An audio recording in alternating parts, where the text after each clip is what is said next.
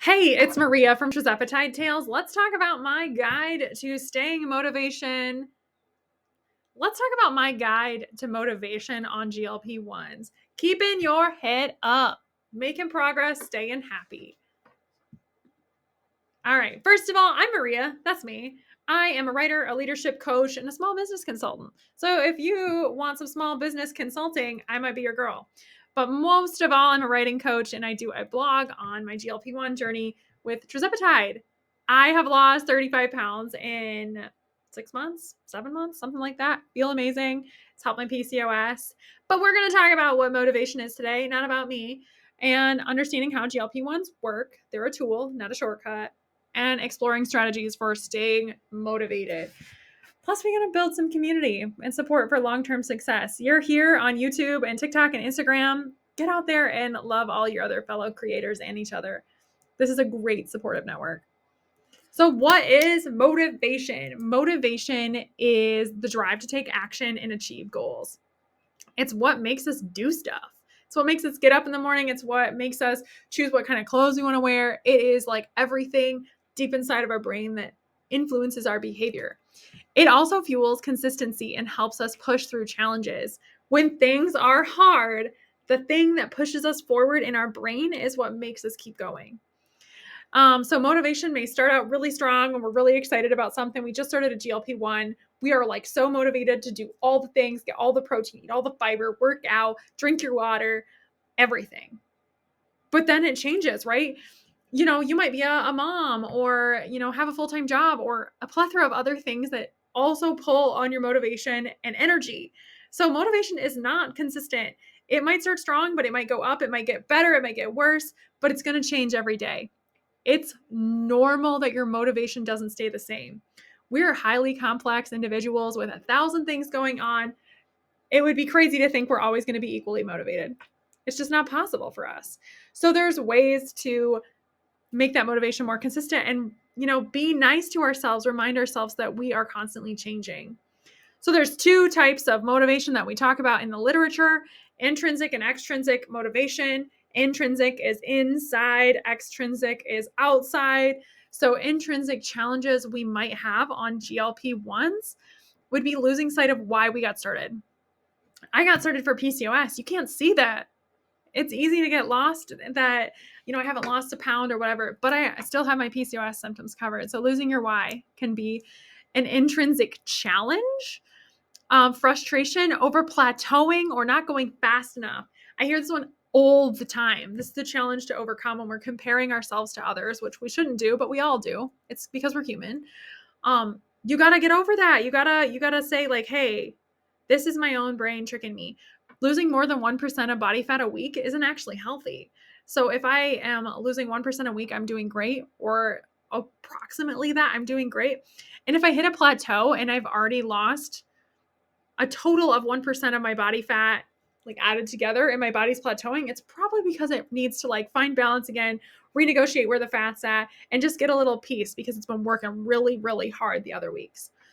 And then you got to check in with yourself. Like, am I eating my protein? Am I drinking my water? Am I getting fiber? Am I doing all the things that I'm supposed to be doing and not seeing results? Or is there something else going on? Extrinsic challenges. Let's stay on the challenge route. Challenges that we face with GLP-1s: social pressure and stigma, judgmental folks saying mean things. It's hard. That's like an external thing we can't control. So we have to like build support. We have to tell ourselves it's okay and validate ourselves and validate others who might be going on this journey with us. Misconceptions about GLP meds. There is a plethora of stuff out there. A lot of it's great. Some of it's not. Some of it's actually horrible. So you have to be really good to fact check the things that you are getting into before. And if you lack support from friends, family, peers, that's also a really hard thing to deal with extrinsically. That's why I highly, highly recommend folks get an online community. I was too ashamed to tell my family, friends, and peers when I first got started, and that online community was the support for me, and it was really important. They show the literature, they as a literature, shows that people who are working on goals together are infinitely more likely to actually meet those goals because they're in camaraderie with other folks. It's really important. So let's get back to motivation. So intrinsic motivators, what keep us going, what make us want to like keep up this GLP-1 journey, feeling more energy, feeling more confident, taking pride that you're taking control. A lot of weight issues deal with control issues. People feel shameful about talking about weight loss or admitting anything with weight loss because of control issues, not having control of what we eat, how we behave, things like that. Keep that in your mind. And achieving and setting goals, like improving fitness or health markers. Our little brains love it when we achieve goals. When we like get a goal or check a box, whatever, our brain gets like a little hit of dopamine. And then it's like, I would like some more dopamine, please. And then you hit another goal and you get a little bit of dopamine. But if you only set massive goals, you miss out on those big dopamine hits. Stay tuned for that. We're going to keep going on another slide. So extrinsic motivators for GLP-1 folks could be like positive feedback. You look great today, girl. You look amazing.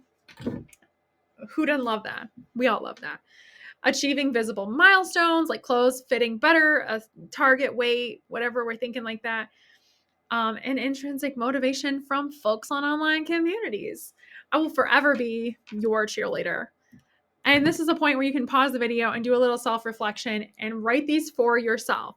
For each of the 4 categories, intrinsic and intrinsic motivators and challenges, can you write 2 things that are true for yourself? Self-reflection is good. Try it out.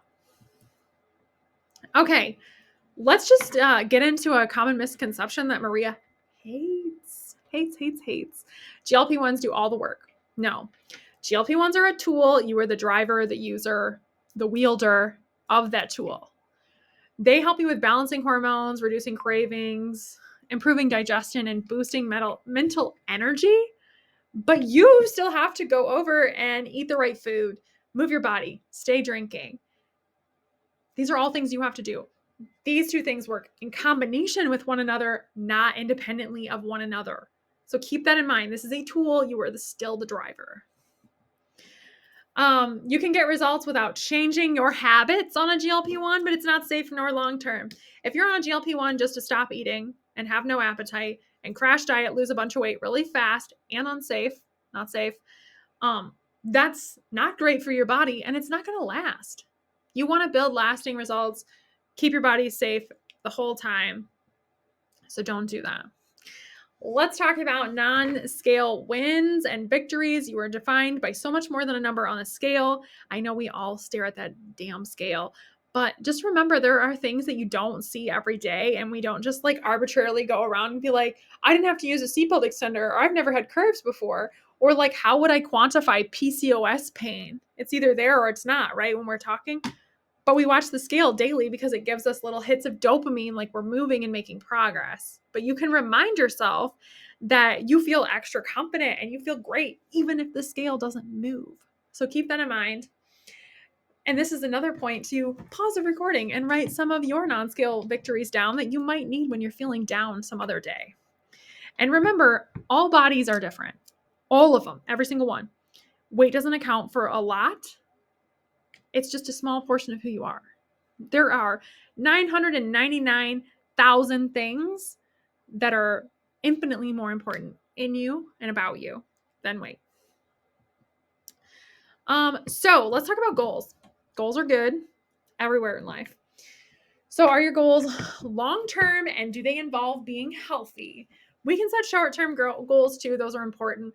And hopefully they involve being healthy. If it's just like, I want to crash diet and I want to be 50 pounds less in 2 weeks, we need to talk about what your goal subject matter is. So let's keep going forward. I promote goal setting in a tiered structure. So we have our daily goals, we have our weekly goals, it could be your monthly goals, and your long-term goals.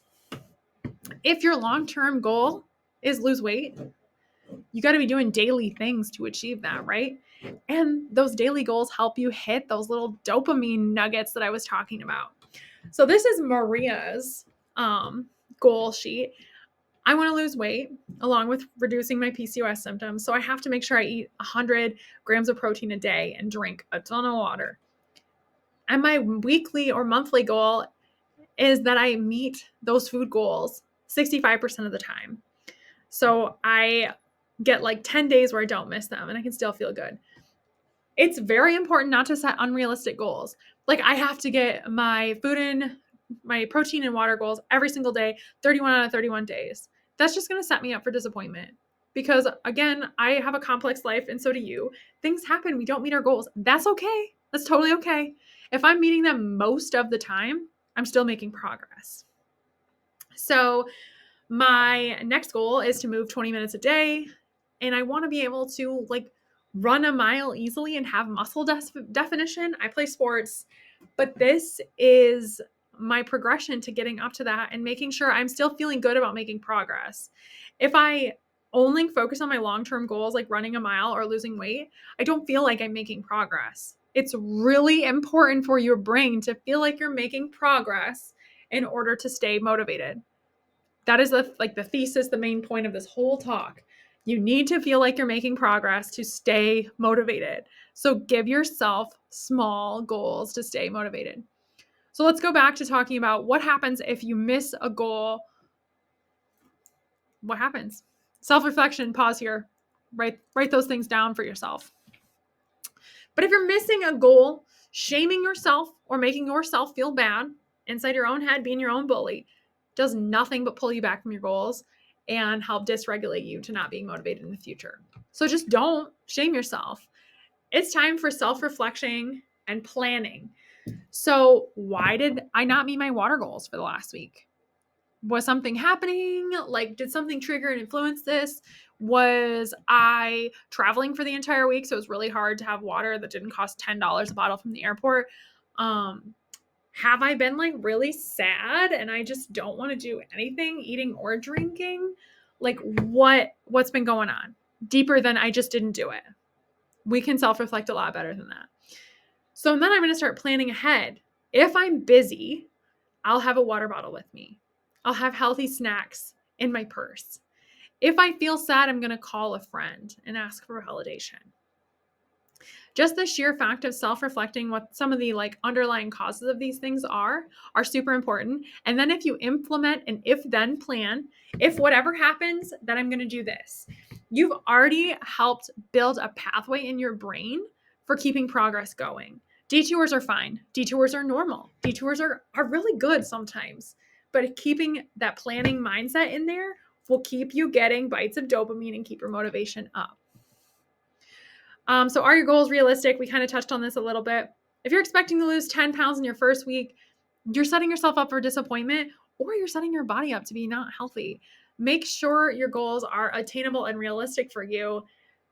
Starting with small goals is never bad. If you exceed your goals, you're going to feel twice as good. But if you don't make your goals, you're going to feel bad. So setting small goals that are more achievable will keep you consistently climbing stairs versus jumping to the top and then falling out the end. If you can see that analogy happening. So be patient, be patient, be patient, be patient, be patient, be patient, be patient, be patient. I feel like I say this all the time. You gained the weight over time. It's going to take you a minute to lose it over time and then maintain it over time. Be patient. Be patient. 1% of your body fat per week at most is safe. So being patient. If you lose 1% a week for a year, you're going to probably make your goal. 90% of people on GLP-1s will make their goal if they lose 1% a week. So don't stress. If you lose a bunch and then jump back up or stall for a long time, that's when we don't meet our goals. So also we should point out stress causes cortisol to go up, and cortisol is directly linked with weight gain, inflammation, poor cognitive abilities, a bunch of bad stuff. So just try to avoid stress when you can. Be your own advocate. Get inside your brain. When you're having a negative spiral, you got to be like your own advocate to be like, no, Maria, your PCOS feels great. You lost a whole percentage last week. You've been drinking your water. You've been doing all these things great. You did 20 good things to the one bad thing. And if you're being honest with yourself, 20 good things to one bad is nothing. It is nothing. Celebrate the good, plan for the misses, and be kind to yourself. Look at that. I even made a little graphic for this. Only focusing on your long-term goals is like climbing a cliff. You got to go straight up. And if you fall down hard. It's rough. If you do your short-term goals, you'll be trotting right up those stairs like nothing. And if you miss one of those, you only fall back a little bit, but you can get right back up and keep jogging up. And the birds are hanging out with you in the flowers. It's like wonderful. It's a great time. Be very good to yourself. Inner dialogue is powerful. Be kind to yourself. I'm proud of you, Maria. Keep going, Maria. You're doing awesome, Maria. This is really amazing. Seriously, do it. This would be a time in self-reflection where you stop and you write some inner dialogue things for you to think about. If you can't think about them on the spot, you can maybe open up your journal and be like, here's Maria's inner dialogue affirmations of how I'm proud of myself or what I've done that's amazing. Write them down. It's good reflective practice. So with goals, give yourself a path you can see with GLP-1s, with goals, with everything. Clear goals, stay positive, be mindful, and embrace growth. Learn as much as you can, do as much as you can. Thanks for listening to our little talk. Follow me at Trizepatide Tales on all platforms. This is my girl, Michelle. She does a lot of talks with me. Love her. She's Nurse Vibes. Follow her on everything too because we love her. She's my GLP-1 bestie. And then these are just infographics that I've made that I will explain in other videos, I believe, because I don't want to do that right now.